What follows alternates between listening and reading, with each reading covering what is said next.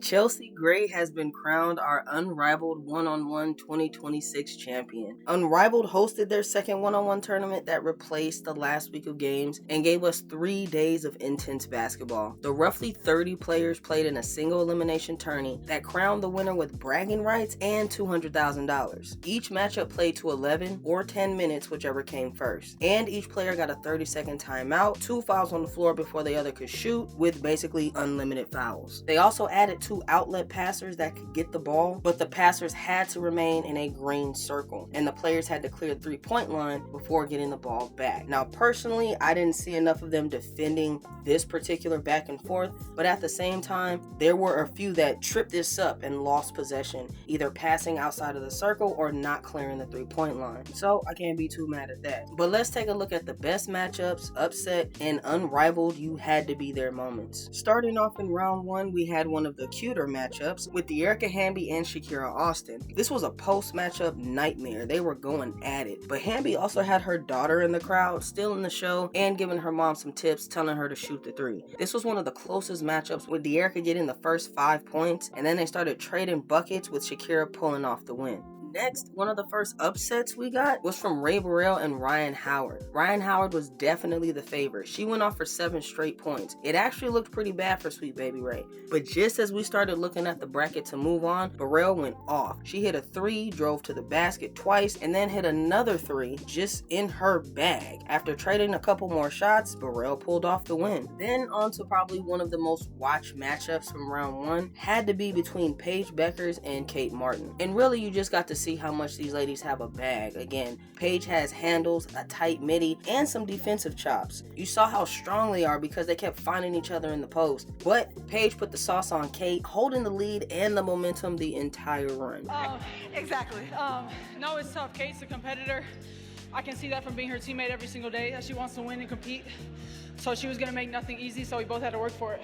Now, by the time you get to round 2, we knew what we were waiting for. Paige versus Enrique, the Laces battle, and the Bigs battle. The Paige versus Enrique gave us everything we were looking for from Paige Beckers. Enrique got the ball first and hit 2 quick driving to the basket. That was it. Paige didn't let her get the ball back, just showing off how good she was, showing us what's been happening in those wings practices. She hit 2 turnaround fadeaways on Enrique, got to the free throw line, and finished her off with a bank shot. Just sweet to watch. Now, the matchup with Jackie and Chelsea was just good back and forth from 2 ballers. The funniest part of this was watching them in the post, because Chelsea just couldn't move Jackie. I mean, J.O. is just that strong. So she started taking step backs. One so predictable, Jackie blocks her clean. After being down but not out, we saw the point guard go to work and knock out Jackie with 3 straight jumpers. But the upset in round 2 came from Aaliyah Boston taking out Brianna Stewart. Another great game, where you really see the skills they have outside of their 5-on-5 positioning. And Boston showed off, not just hitting 3s and driving on Stewie, but playing intense defense, forcing her to miss easy shots. This was one of the matchups you watched and reveled in the fact that they pulled this off for the fans. Just jaw-dropping moments. The Shakira Austin and Aaliyah Edwards matchup was the big highlight for round 2. They went at it. Shakira fired off 7 straight points, and you really thought that was it. But when Edwards got the ball, she made it a game. And you saw 2 great post players going at it, not just trading buckets, but defensive stops. The last part of this game took longer than the first 7 points, but Aaliyah pulled it off, and it was definitely fun to watch. Now in the quarterfinals, the 2 to watch were the Kelsey off and Paige versus the point guard. The Kelsey off went pretty good, both locking in on defense and playing like they were in the yard. This was one of the matchups you knew Team Sephora was really letting them play. They're both shifty guards, so getting to the cup and getting fouled was a part of their game plan. So when it was tied 7-7, Plum just hit her with some IQ, drawing the foul and ending it at the line. This matchup right here crashed a lot of brackets, I'll tell you that. By the time everyone realized Paige would play Chelsea, it was hyped, but honestly, Gray was just too much for her. A bigger guard, obviously with more experience. After making a couple of pull-ups and a 3, she drove on Beckers and drew the foul. Now, Paige definitely didn't like this because she did try to foul on the floor, but it was just a little too late. Chelsea took the game, ending it at the line. Super well, me and Paige play a lot of life, getting to our midi, taller guards. I'm glad she didn't knock down some of those numbers that she had. Now, both games in the semis were good. Kelsey and Chelsea were on one. After Kelsey Plum fired off her 8 points, it looked really bad for Chelsea Gray. But in another comeback win, she went off for 12 straight points in less than 3 minutes to shut her down. Completely clutch, not even giving Plum another chance to score. So then we get to the Boston Gray matchup. This one got really good. A surprisingly athletic big and an extremely skilled guard. But Leash knew her game plan, firing off a deep 3 to start it all off. She had Boston down 9-0 before she even got a shot. And that's where it got interesting, because Aaliyah kept Gray in the post, playing bully ball as long as she could get away with it, only giving Alicia Gray the ball back after missing a turnaround jumper. So when Lee saw her opening, she shut her down with a quick 3. I'm glad I'm a guard. I don't want to be no post. The only way I was going to be able to win the game is by shooting threes, because AB so long that like she could just block my shot. And on the last one I shot it, I was like, please go in, because I was going home.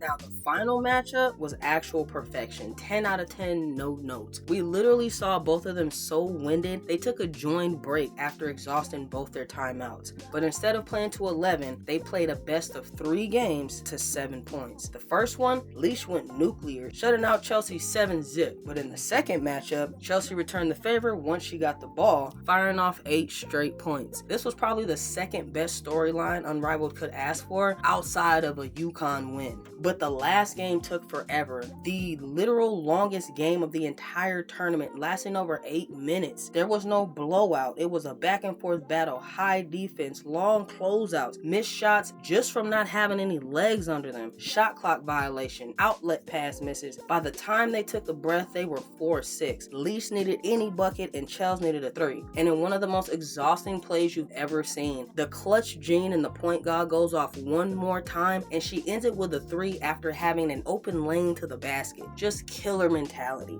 I mean, with the tournament, we got it all, and you have to give it to Chelsea Gray, who came back in multiple matchups just to take it all home. It's a pattern. That was well earned. You can see how much she took out of and how tired she is. Yeah, congrats to Chelsea. That was great.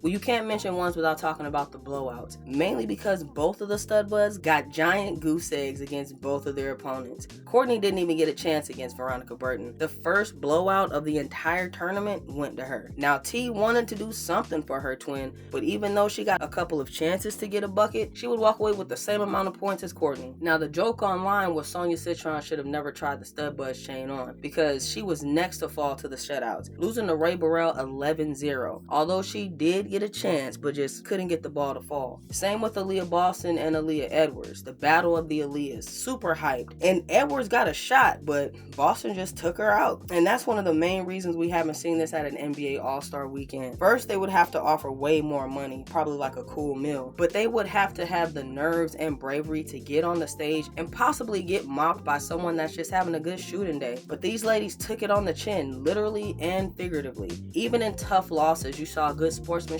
cheering by the next matchup, and it was just exciting to watch in the moment. And then continuing with the lifting up of their players, Unrivaled had Haley Jones and Marina Mabry in the studio working as analysts and giving us some yakety yak in between rounds and after it was all over. They both did great and looked amazing. Again, just another look at how Unrivaled wants to uplift their players. And while on this high, Unrivaled announced they're going to New York for the playoffs, not even waiting for next season. They're striking now. And I love how they're able to use Unrivaled to push the W into making a decision, because it can't be lost on them and it has to be a part of the players' real negotiations here. Yeah, so they did give us another proposal. The needle has moved a little bit, not as much as we would have hoped up to this point. And so sometimes it kind of feels like we're in scramble mode a little bit because the season is getting a little bit closer and there's a lot to get done between now and tip off. And so it would have been nice to be doing this back when we first did our proposal. But this was my favorite week so far. I loved this tournament. We're back to games going into week 7 while we wait for Angel Reese's debut. So lock in for this last push and we'll do this again next time. Don't forget to like and subscribe, players.